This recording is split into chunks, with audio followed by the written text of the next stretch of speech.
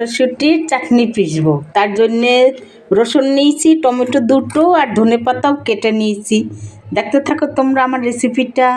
দেখো এদিকে তেল দিয়ে একটু গরম হয়েছে, একটু সাদা জিরা দিয়ে দিলাম। তারপর এই যে রসুনগুলি ভেজে নেব।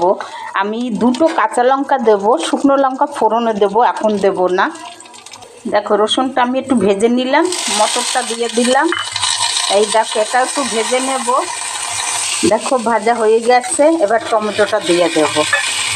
টমেটোটা ভেজে নিয়ে একটু ধনেপাতাটাও ঢেলে দিলাম আমি। এই দেখো এবার সবগুলি আমি ভালো করে ভেজে নেব। এই দেখো দেখো ভাজা হয়েছে, আমি একটা কাঁচা লঙ্কা দেবো, বেশি দিলাম না। দেখো শীতকালে যেমন মটরও ভালো পাওয়া যায়, ধনেপাতাও ভালো পাওয়া যায়। স্বাদ মতো নুন দিয়ে দিলাম। যেরকমভাবে সেরকমভাবে করে খাও মটরশুঁটি বা ধনেপাতার চাটনি।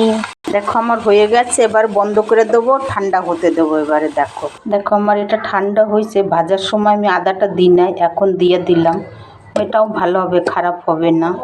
দেখো আমার পেশা হয়ে গেছে, এবারে বাটিতে আমি ঢেলে নেব। এই দেখো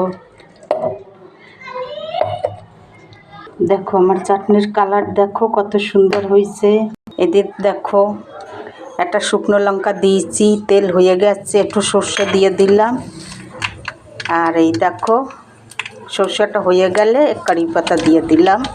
এবার দেখো তেলটা গরম আছে, আমি একটুখানি হিং দিলাম আর একটুখানি শুকনো লঙ্কার গুঁড়া দেবো, কালারটা ভালো আসবে। এই দেখো এবারে দেখো এই যে আমি এতে টমেটো দিয়েছি, তোমরা চাইলে মানে লেবু দিতে পারো টক হবার জন্য। এই দেখো আমার চাটনি রেডি।